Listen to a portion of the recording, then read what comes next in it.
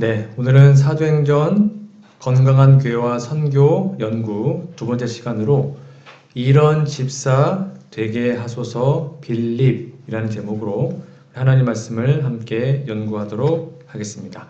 여러분 성경책은 사도행전을 펴주시면 좋겠습니다.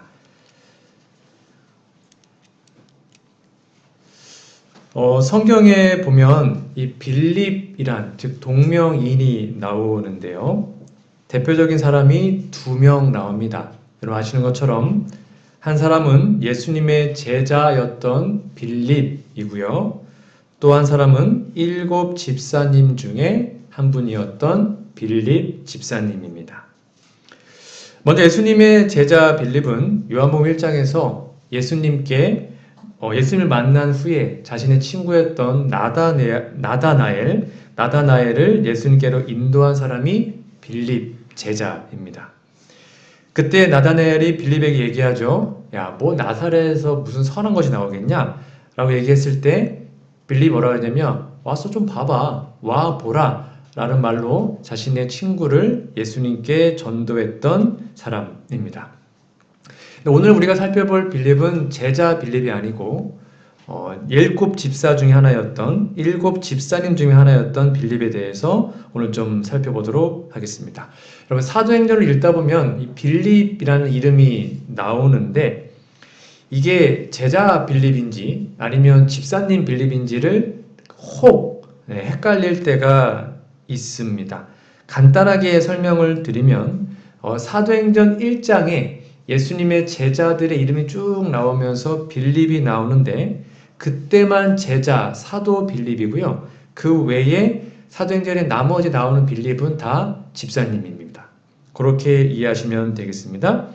이 빌립의 행적은 여기 보시는 것처럼 딱 3번 나오는데요. 사도행전 6장, 그리고 사도행전 8장, 사도행전 21장에 3번에 걸쳐서 기록되어 있습니다. 오늘은 이 3장을 중심으로 우리 빌립 집사님의 귀한 삶의 모본을 3가지로 좀 요약해서 좀 살펴보겠고요. 그 다음에 우리가 배울 점을 좀 마음에 새겨보도록 하겠습니다.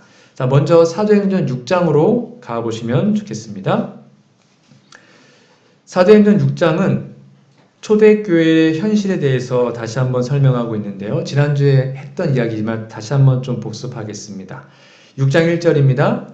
그때 제자가 더 많아졌는데 헬라파 유대인들이 자기의 과부들이 매일의 구제에 빠짐으로 히브리파 사람을 원망하니. 그러니까 교회를 하다 보면 이런 오해가 생길 수가 있습니다. 그런데 이 오해를 풀 수 있는 방법은 뭐냐면 쌍방의 말을 다 들어보는 것입니다. 많은 사람들이 오해한 게 뭐냐면 한쪽 말만 듣고는 야, 그 사람 잘못했네 하고는 그냥 덮어버리면 우리는 그 사람을 오해하게 돼요. 근데 상대방의 말을 들어보잖아요. 그럼 나름 또 그쪽에만의 사정이 있어요. 그러니까 지금 헬라파와 히브리파가 아마 양쪽을 다 들어봤으면 문제가 없었을 텐데 그런 것이 좀 없었던 것 같습니다. 여하튼 이 등장의 배경 여러분 다 아시죠? 오순절 이후에 지난 설명한 것처럼 예루살렘의 수많은 사람들이 하나님의 말씀을 들었고 그 오순절 성령의 능력으로 하루에 3,000명, 5,000명씩 교회에 하나님의 사람들이 몰려왔습니다. 엄청난 전도 폭발이 일어난 것이죠. 그러나 이러한 선교 사역의 이면에는 약간의 아쉬웠던 점 또는 어두운 면이 있었는데 바로 서로 다른 문화의 사람들이 모이다 보니까 그 사이 간의 갈등 또는 다툼, 파벌 이런 것들이 초대교회에도 있었습니다. 사람이 적든 많든 사람이 서로 이렇게 섞여 살다 보면 반드시 문제가 생기게 되어 있습니다. 어쩔 수 없는 것 같아요. 우린 다 죄인이기 때문에 서로 오해하고 또는 어떤 문제가 생겨요. 근데 생기면 그걸 풀면 되거든요. 근데 이때는 그게 아니고 서로 원망을 했던 것 같아요. 우리가 흔히 말하는 초대교회, 가장 이상적이고 정말로 가장 아름답고 가장 문제가 없을 것 같은 그런 교회이지만 그 교회 현실도 이런 문제가 있었다는 겁니다. 그 교회에 어떤 게 있었습니까? 아나니와 삽비라처럼 재물을 탐하는 자도 있었고 지난주 다 공부한 것입니다. 헬라파와 히브리파로 서로 나뉘어서 끼리끼리 모이고 파벌로 싸우고 다투고 서로 원망하는 일이 초대교회에도 있었습니다. 이렇게 교회 안에 분쟁이 심해지자 사도들이 이러면 안 되겠다. 이거 큰일 나겠는데 하고는 다 모아서 결정을 내린 게 이제 집사님의 세움입니다. 6장 2절, 3절, 4절 여러분 성경책을 직접 봐주시면 좋습니다. 6장 2절에 보면 12사도가 모든 제자를 불러 모읍니다. 우리가 하나님의 말씀을 제쳐놓고 접대를 일삼는 것이 마땅하지 않다. 그러니까 말씀 전하고 기도해야 되는데 교회 다른 일 때문에 이거 아닌 것 같다 라고 말을 한 다음에 3절이죠. 형제들아 너희 가운데서 성령과 지혜가 충만하여 칭찬받는 사람. 여기에 이제 밑줄을 쫙 그어 놓으시면 되겠습니다. 집사를 택하는 기준이었죠. 성령과 지혜가 충만하여 칭찬을 받는 사람 7명을 택해라. 우리가 이 일을, 즉 교회의 어떤 일들은 그분들에게 맡기고 사도들은 오로지 기도하는 일과 말씀 사역에 힘쓰겠다라고 얘기를 합니다. 특별히 어떤 일이었냐면요. 구제 사업이었죠. 그렇죠. 어려운 이웃들에게 재산을 나누고 서로 음식을 나누는, 그래서 히브리파와 헬라파가 싸우지 않도록 구제를 잘할 수 있는 일을 하기 위해서 7 집사님을 택합니다. 그리고 그래서 그 중에 한 명이 누구였냐면 바로 오늘 배울 빌립이라는 분입니다. 즉 빌립은 7 집사님 중에 한 명이었고 교회 내에 있는 분쟁을 해결하고 그 일들을 좀 잘 조율하는 한 사람으로 선택이 된 것입니다. 여러분들 놀랍지 않습니까? 교인 수가 5,000명이 넘어가는데 집사님을 수백 명 세운 게 아니었고 수십 명도 아니었습니다. 딱 7명이 그 일을 다 했어요. 그렇다면 그들을 뽑는 기준이 뭐였다고요? 이게 좀 특이합니다. 초대교회는 7 집사님들을 뽑는 기준이 요 3가지였습니다. 성령과, 이거는 영성 있다 그 말이죠. 그리고 지혜가 충만하다. 그리고 마지막 뭡니까? 칭찬을 받는 사람. 즉 그 사람의 됨됨이겠죠. 그 사람의 품성이겠죠. 그 다음에 교회 안에서나 지역사회에서 칭찬 듣는, 저 사람 참 좋은 사람이야 라는 칭찬을 듣는 사람, 요 3가지가 집사님들의 선출 조건이었습니다. 좀 이상하지 않습니까? 지금 초대교회에서 최초로 집사라는 직분을 세운 목적이 뭐였어요? 구제 사업이었습니다. 그렇죠? 히브리파, 헬라파가 내가 더 가졌니, 네가 저 가졌니 싸우고 있으니까 정당하게 물품을 나누고 구제하는, 즉 남을 도와주는 일을 하는데 왜 굳이 성령과 지혜가 충만한 사람을 뽑았을까요?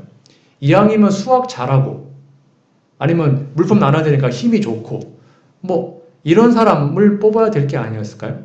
왜 그런데 초대교회는 분명히 구제 사업과 그 일을 하는데 숫자가 밝은 사람, 뭐 힘이 센 사람 이렇게 나와 있지 않고 영성과 지혜가 충만하고 칭찬 듣는 사람이다 라고 기록해 놓았을까요? 여기서 우리는 초대교회에 일어난 문제가 단순히 누가 더 가졌네, 덜 가졌네 하는 숫자적인 혹은 지식적인 문제가 아니었음을 알 수 있습니다. 즉 겉으로 보기에는 헬라파와 히브리파가 좀 공정하게 물건을 못 받은 것처럼 그것 때문에 싸우는 것 같아 보였지만 그 이면에는 뭐가 있었냐면 서로에 대한 불신이었습니다. 서로에 대한 원망이었습니다. 즉 똑같이 앞으로 나누어졌다고 해도 아직 뭐가 안 풀린 거예요? 앙금이 안 풀리고 서로 용납이 안 되었던 겁니다. 미안해 다시 나눠줄게 해도 그 서로에 대한 삐짐과 원망이 해결되지 않은 상태였다는 거예요. 그래서 결국 이 문제는 정확하게 나눠주냐 안 나눠주냐가 문제가 아니었고 영성과 지혜와 그리고 상한 자들을 어루만지고 위로하고 그들을 예수님께로 더 잘 이끌 수 있는 인물들이 필요했다는 겁니다. 그게 뭐였다고요? 집사님의 역할이었습니다. 그러니까 최초의 집사님들의 역할은 마음이 상한 자를 어루만지고 그들을 위로해주고 그들이 더욱 예수님을 잘 닮을 수 있도록 도와주는 일이었습니다. 이것이 최고의 집사의 사명이었어요. 교회 안에 문제를 일으키는 존재들이 아니라 교회 안에 문제가 생기면 오히려 그 문제를 수습할 수 있는 영성을 가진 분들이 바로 최초의 집사님들의 모습이었던 거죠. 그래서 교회는 단순히 계산을 잘하는 사람 또는 뭔가 좀 일을 잘하는 사람, 막 손놀림이 빠른 사람 이런 사람을 뽑은 게 아니었고 영성과 지혜와 칭찬 듣는 사람을 뽑은 겁니다.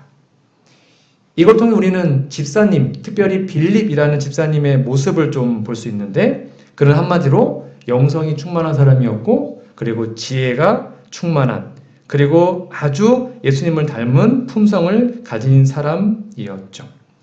그리고 교회 안에서도 그리고 교회 밖에서도 칭찬을 듣는 사람이었다는 겁니다. 즉 우리가 보기에도 저 사람 참 일꾼이다. 그리고 하나님 보기에도 저 사람 참 일꾼이네 라고 칭찬 듣는 사람이 바로 빌립이었습니다. 즉 영성과 품성은 함께 가죠. 이게 참 쉽지 않은데 원래는 이게 제대로만 된다면 함께 가는 겁니다. 그러니까 영성이 충만한 사람이 품성이 안 좋을 수가 없어요. 원래는 그렇습니다. 그리고 품성의 변화는 그 속에서 역사하시는 성령의 능력을 통해서만 가능하기 때문인데요. 그런데 저도 그렇고요. 저도 참 많이 부족하지만 교회를 이제 일을 하다 보면 영성 따로 또는 품성 따로 느껴지는 분들을 종종 볼 때가 있습니다. 즉 뭔가 신앙을 정말 열심히 합니다. 교회를 열심히 하는데 그 열심 때문에 오히려 교회가 분란이 생기는 경우도 제가 종종 봤고요. 정말 교회를 열심히 하는데 함부로 말을 많이 해가지고 그 말 때문에 힘들어진 교회도 제가 여러 번 봤습니다. 또 어떤 사람은 정말 품성이 좋은데 뭔가 일을 하자 그러면 별로 그냥 반응이 없는 분들도 종종 봤습니다. 하지만 빌립은 이 두 가지 하나님과의 깊은 관계와 특별히 사람들과의 관계에서 전혀 문제가 없는 사람이었습니다. 이것이 비단 집사님만의 어떤 표준이 아니라 장로, 목사, 우리 모두의 표준이 되어야 하겠죠. 즉 성령과 지혜가 충만한 사람, 그리고 동시에 사람들에게 칭찬받는 사람이 우리 모두가 되기를 간절히 바랍니다. 이것이 바로 하나님과의 관계와 이웃과의 관계가 정말로 잘 이루어졌다는 것을 말합니다. 즉 성령과 지혜 충만은 하나님과의 관계가 올바랐기 때문에 그것이 가능한 것이죠. 그리고 이웃에게 칭찬을 받는다는 것은 이웃과의 관계가 원활했기 때문에 그러한 평가를 받을 수 있었던 겁니다. 이게 바로 성경의 핵심이지 않습니까? 하나님을 사랑하고 내 이웃을 내 몸처럼 사랑하라. 이게 바로 최초의 집사님들의 표준이었고 오늘 우리 모두의 표준이 되어야 하는 것이죠. 여기 밑에 있는 글씨를 다시 한번 같이 읽어보도록 하겠습니다. 집사의 역할입니다. 우리 모두의 역할이죠. 시작. 마음이 상한 자들을 어루만지고 위로하며 그들이 더욱 예수님을 닮은 마음으로 성장할 수 있도록 돕는 일이 바로 집사의 역할이었습니다. 그러므로 이미 여러분 너무나 잘하고 계시겠지만 우리 교회 안에서 서로 안 좋은 얘기 하지 말고 누군가가 부족하면 그 부족함을 좀 덮어주고 소위 말하는 뒷담화 또는 안 좋은 소문을 옮기는 거 싸우고 이런 게 없는 우리 교회가 되었으면 좋겠습니다. 어떤 사람이 뭐라 그러면 쌍방을 꼭 다 들어보십시오. 다 들어보면 둘 다 나름의 이유가 있습니다. 한쪽 편만 들으면 안 되고요. 정말 조율 있게 그 일을 해야 되는 것이죠. 그래서 우리 모두가 마음이 상한 자를 어루만지고 위로하고 그들이 정말 잘할 수 있도록 도와주는 이 역할이 우리 모두에게 있기를 간절히 바랍니다. 이게 첫 번째 집사님의 역할이었고요. 두 번째입니다. 우리 사도행전 8장으로 좀 가볼까요? 사도행전 8장에 보면 두 번째로 빌립의 이야기가 나오는데요. 8장의 시작은 이렇습니다. 8장 1절. 사울은 그가 죽임당함을 스데반이죠. 마땅히 여기더라. 그날에 예루살렘에 있는 교회가 큰 박해가 있어 사도 외에는 다 유대와 사마리아 모든 땅으로 흩어지니라. 놀랍게도 초대교회의 최초의 순교자도 사도가 아니었습니다. 집사님이었어요. 스데반이라는 집사님께서 순교를 당하셨죠. 스데반이 죽은 후에 그리스도인에 대한 박해가 점점 심해졌습니다. 그래서 사도 외에는 예루살렘에 머물 수가 없었습니다. 다 죽였으니까 막 전 세계로 흩어지게 됐어요. 그러는 바람에 이 빌립이라는 집사님도 사마리아라는 지역으로 옮겨가게 됩니다. 이 옮겨갈 때, 즉 도망을 갈 때 그들의 마음속에 참 얼마나 그랬을까요? 왜 하나님이 핍박을 허락하셨을까? 왜 하나님이 예루살렘을 다 쳤을까? 이렇게 교회가 풍지박산 났는데 수천 명이 다 흩어진 거예요. 교회가 12사도, 12명 남고 다 간 거예요. 없어졌어요, 완전히. 이렇게 힘들게 왜 하셨을까? 그런데 이 박해는 하나님이 허락하신 거죠. 이 박해라는 것 때문에 복음의 씨앗이 더 넓게 퍼지게 된 거 여러분 아마 다 아실 겁니다. 이렇게 써 있습니다. 사도행전 105페이지입니다. 예루살렘에 있는 교회에 밀어닥친 핍박은 복음 사업을 크게 촉진시키는 결과를 가져왔다. 그곳에서의 말씀 사역에는 성공이 따랐으므로 제자들은 온 세상에 나가라는 구주의 사명을 생각지 아니하고 그곳에 너무 오래 머무를 위험이 있었다. 그뿐의 대표자들이 국외로 흩어져 거기에서 다른 사람들을 위하여 일하도록 하시기 위하여 하나님께서는 핍박을 허락하셨다. 하나님의 섭리였습니다. 즉 교회가 부흥하니까 3,000명, 5,000명 막 들어오니까 야, 이 교회를 잘 지켜야겠다 하고는 전 세계에 복음을 전하는 것들을 그들이 망각해 갑니다. 하나님이 그 교회를 흩어버리셨습니다.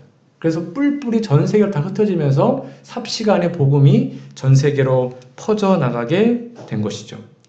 놀랍게도 이들이 가는 곳마다 복음을 전합니다. 그리고 그중에 한 명이 누구였다고요? 빌립이라는 집사님이었습니다. 여기 8장 5절 볼게요.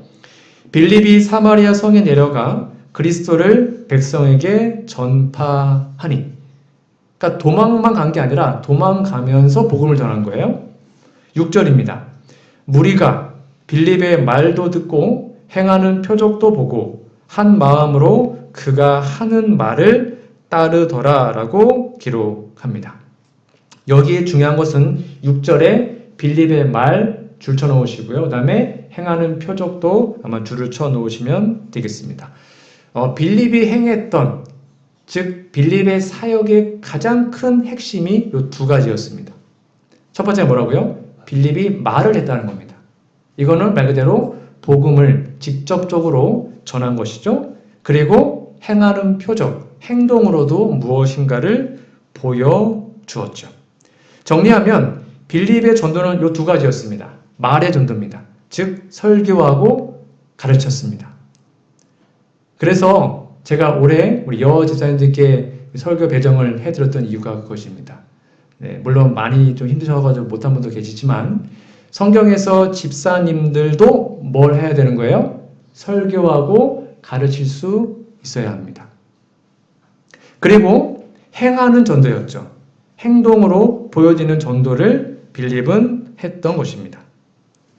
그래서 사도행전 8장 7절 여러분 성경책 보실게요. 성경책 8장 7절에 보면 어떤 일도 있었습니까? 네, 귀신 들린 자도 고치고요. 중풍병자도 일으키는 일들이 있었습니다. 꼭 이거는 집사만의 문제가 아니라 우리 모두가 이러한 역할을 하면 정말로 좋겠죠. 행하는 전도.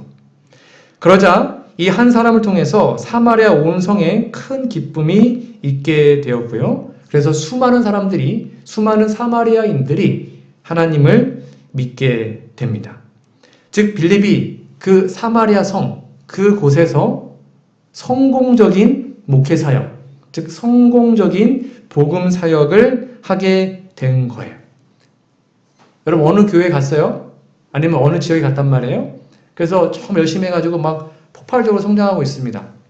그러면 사람의 심리가 여기 좀 더 있고 싶다 생각을 하게 되겠죠. 근데 그러던 차에 하나님께서는 천사를 통해 빌립에게 특별한 명령을 주셨는데 그 내용이 바로 26절에 있는 내용입니다. 요거를 앞에 문맥과 잘 이해해서 연결해서 이해하셔야 합니다. 8장 26절의 이 명령은 지금 빌립이 사마리아에서 복음 사역을 잘하고 있을 때 주어진 명령이에요.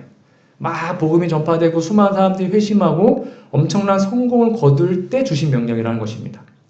26절 주의 사자가 빌립에게 말하여 이르되 일어나서 남쪽으로 향하여 예루살렘에서 가사로 내려가는 길까지 가라 하니 그 길은 광야라 라고 기록합니다.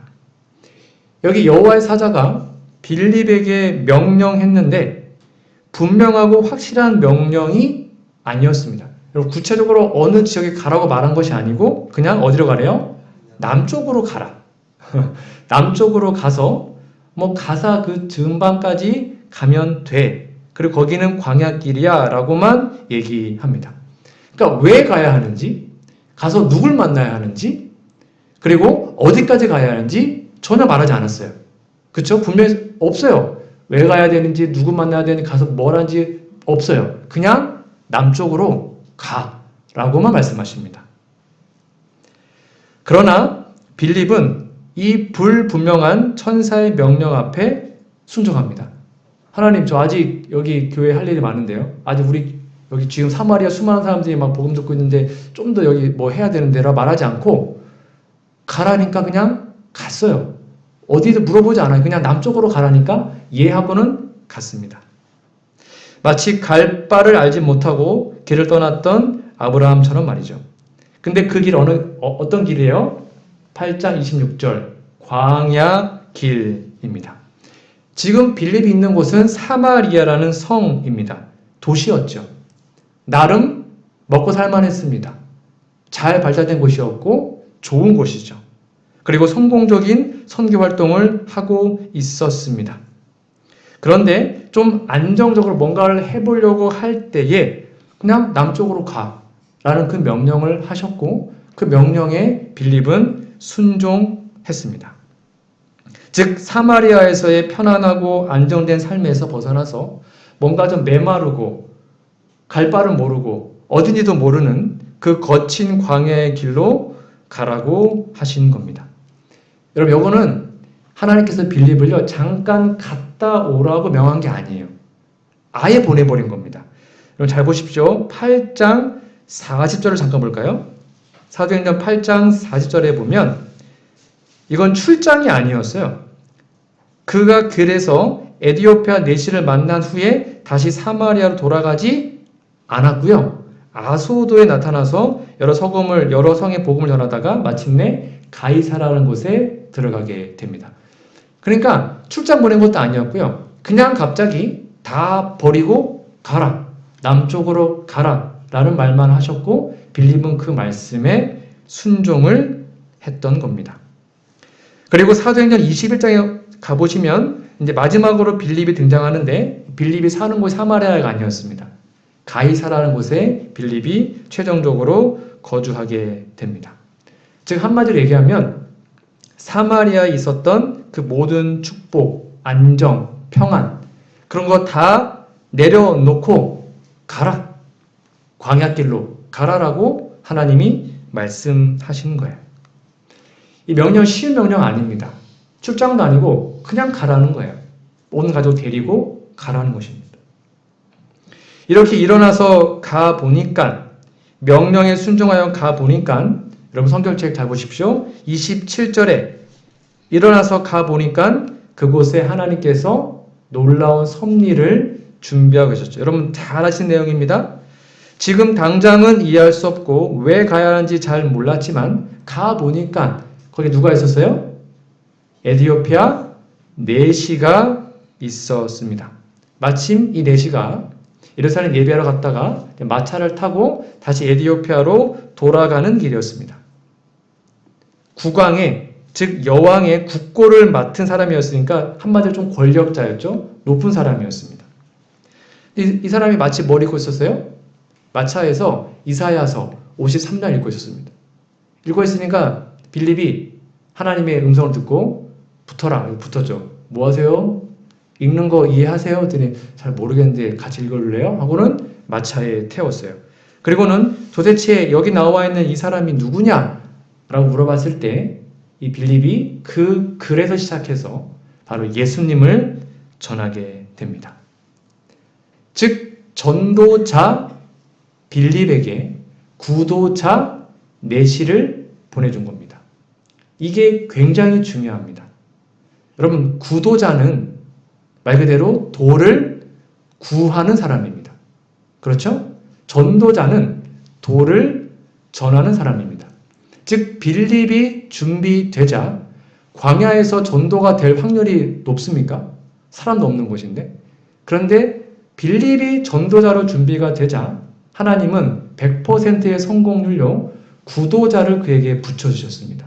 그리고는 광야길에서 내시를 만나서 얼마나 가르쳤겠습니까? 마차 타고 가면서 잠깐 길어야 몇 시간 가르쳤겠죠? 그러니까 이 내시가 감동을 받더니 나 침례 받을래 하고는 가다가 물이 있으니까 나 침례를 줘라. 그러자 둘이 내려갔어요. 그래서 빌립이 그 내시에게 침례를 베풀고 그 후 빌립은 주의 영에 이끌려서 가던 길을 서로 가게 된 겁니다. 성경에 보면 그 이후에 빌립이요 이 에디오피아 내시를 만났다고 기록되어 있지 않습니다.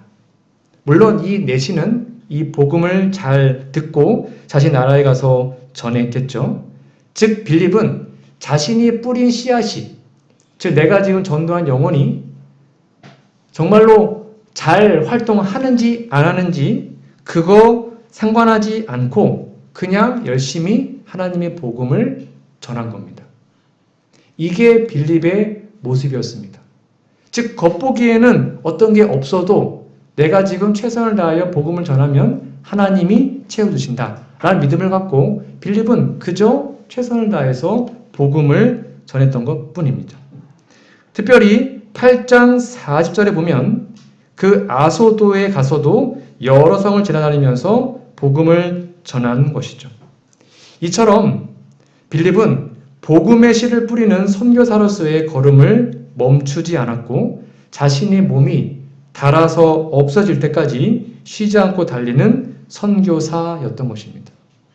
이게 빌립의 두 번째 우리가 닮아야 할 모범입니다. 영감의 글입니다. 같이 읽어볼까요? 시작. 모든 참된 제자는 하나님의 나라의 선교사로서 태어난다. 생수를 마시는 자는 생명의 샘물이 된다.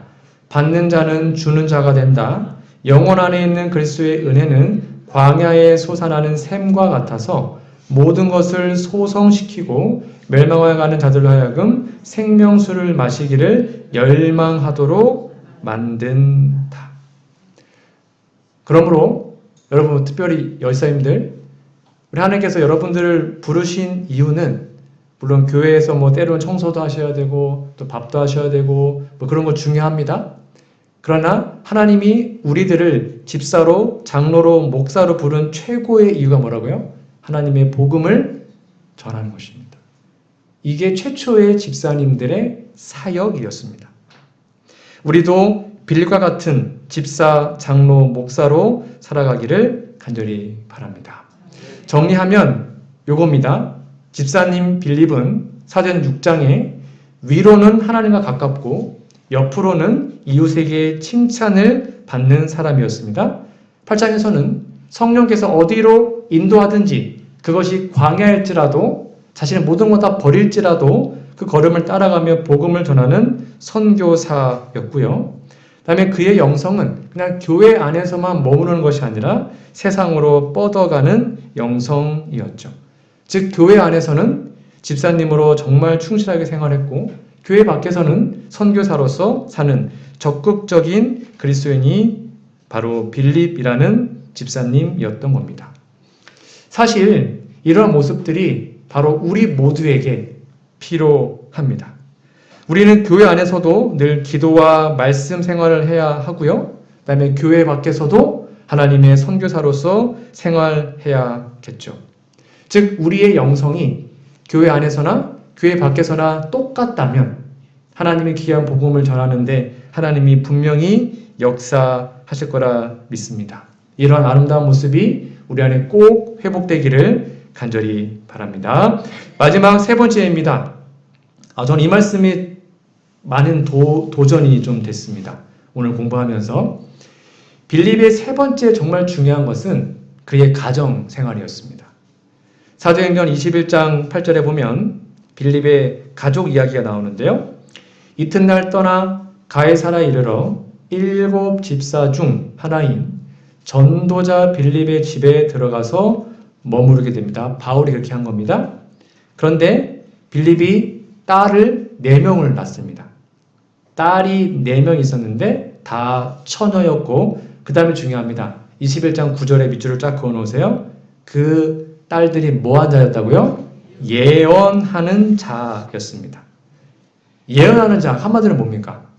선지자라는 뜻이었습니다. 딸 4명이 다 예언하는 자였고 선지자의 사명을 감당했던 거예요.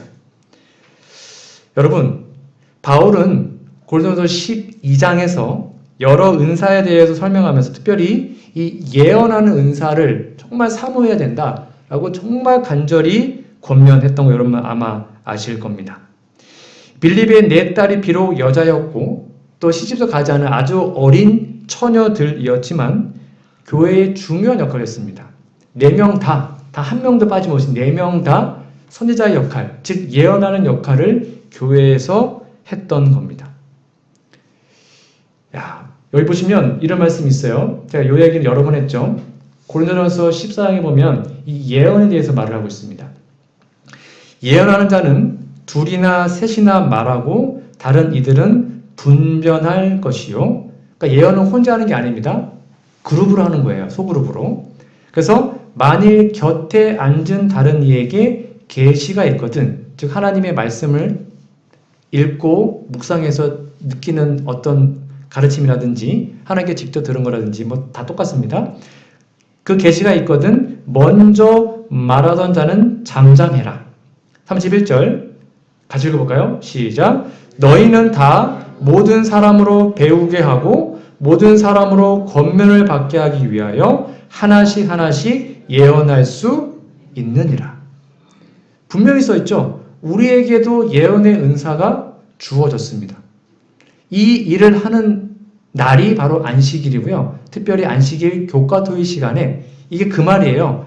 둥그렇게 앉아가지고 하나님의 말씀을 들은 것, 또 하나님께 그 말씀을 깨달은 것을 나누면 그게 뭐예요? 사람으로 배우게 하는 것이고 사람으로 권면을 받게 하는 겁니다. 그게 예언하는 행위예요.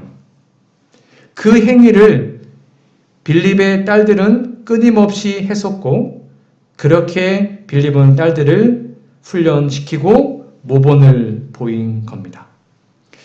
얼마나 좋았을까요? 딱 집에 왔는데 4명의 딸들과 대화하는 내용이 다 어떤 내용인 거예요? 이런 내용인 거예요. 성경 이야기, 말씀, 내가 읽었던 건 하나님 만난 이야기. 딱 집에 오면 4명의 딸들과 아빠가 그런 얘기를 주고받는 것입니다. 상상하면 행복하지 않습니까? 집에서 하는 얘기가 다 말씀밖에 없어요. 예수님 이야기, 서로 권면하고 북돋아주고 용기 주는 이야기. 이것이 우리 교회에도 있어야 합니다. 교회 아침에 와서 그냥 단순히 목사에게 듣는 말씀만 듣고 하면 안 되고 교과토의 시간에 함께 이 일을 해야 합니다. 권면하고 용기 북돋아주고 하나님 말씀하고 예수님 얘기하고 교회 와서 이상한 얘기하지 마시고 성경 얘기하시는 거죠. 그럼 얼마나 교회가 행복하겠습니까? 그게 빌립의 딸들의 모습이었어요. 그러면 이 딸들은 이걸 누구한테 배웠을까요? 당연히 아빠한테 배웠겠죠. 네, 빌립이 그러한 삶을 살았던 겁니다. 여러 가지 이유가 있겠지만 무엇보다 그들의 아버지 빌립의 영향이 컸을 겁니다. 생각해 보세요. 이건 한참 뒤의 이야기니까 아마 예루살렘에 핍박받아서 사마리아로 갔을 때 빌립 딸들은 좀 어렸겠죠? 그때 어릴 때 막 부랴부랴 도망다니면서 아버지가 끊임없이 복음을 전파했던 것, 그리고 성령의 능력으로 늘 성령과 지혜와 칭찬받는 그 아버지가 교회에서나 세상에서나 끊임없이 주님의 사업을 했던 그 아름다운 모습을 분명히 보고 자랐을 겁니다. 이름도 없이 빛도 없이 하나님의 사역을 했던 그 빌립 아버지의 모습을 그 딸들이 봤을 때 나도 아빠처럼 살고 싶다. 그런 마음이 있었겠죠? 그 마음이 그 4명의 딸들을 동일하게 예언하는 자로 하나님의 말씀을 묵상하고 전하는 자로 변화시킨 거죠. 저에게 정말 큰 도전이었습니다. 나는 과연 그렇게 살고 있을까? 자녀의 신앙교육의 가장 좋은 스승은 바로 부모입니다. 부모가 말씀 보지 않는데 자녀가 말씀 보지 않습니다. 부모가 기도하지 않으면 자녀는 기도하지 않습니다. 당연하겠죠. 부모가 교회를 헌신하지 않는데 자녀가 따라할 수 없는 거죠. 바로 부모의 삶이 자녀에게 아름답게 보일 때 그 부모가 가진 복음과 사명도 자녀들이 따라가고 싶게 되는 겁니다. 이게 바로 빌립의 최고의 모습이었습니다. 네, 저도 잘할 수 있습니다. 목회 성공할 수 있죠. 그러나 가정에서 실패할 수 있습니다. 저도 그런 목사님들 많이 봤고 그랬습니다. 정말 뛰어난 이름을 가진 목사님들인데 가정생활에 조금 힘든 분들을 제가 정말 많이 봤거든요. 그게 혹시 우리의 모습은 아닌지 오늘 정말 많은 고민을 해보게 되었습니다. 가정에 충실해서 우리의 자녀들이 이 빌립의 딸들처럼 함께 하나님과 함께 또 아버지와 함께 예언하는 그러한 모습, 함께 하나님의 일을 하는 모습, 그러한 모습이 우리의 가정에 다시 한번 꼭 회복되고 또 회복되기를 간절히 바랍니다. 말씀의 결론 맺도록 하겠습니다. 빌립은 총 3가지의 오늘 우리의 교훈이 있었죠. 교회 안에서 영성과 품성을 겸비한 사람이었습니다. 그리고 칭찬 듣는 사람이었습니다.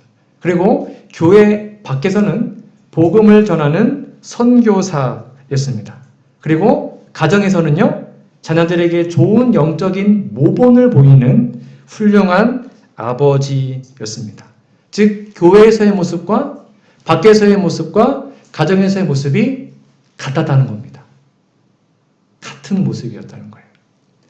이게 바로 우리가 다시 한번 회복해야 할 집사의 모습, 장로의 모습, 그리고 목사의 모습이라고 생각합니다. 화려하지 않아도 괜찮습니다. 우리의 삶의 모습이 가정과 교회와 세상에서만 동일할 수만 있다면, 우리의 삶에 그 갭이 없을 수만 있다면 하나님은 그 부족한 우리를 통하여 하나님의 사업을 이끌게 될 것입니다. 이런 아름다운 빌립의 모습이 다시 한번 2024년도 새롭게 부름받은 우리 교회 집사님들과 장로님들과 그리고 부족한 저에게도 적용되어서 정말 빌립과 같은 놀라운 우리 모두가 되기를 간절히 바라며 오늘 말씀을 마치도록 하겠습니다.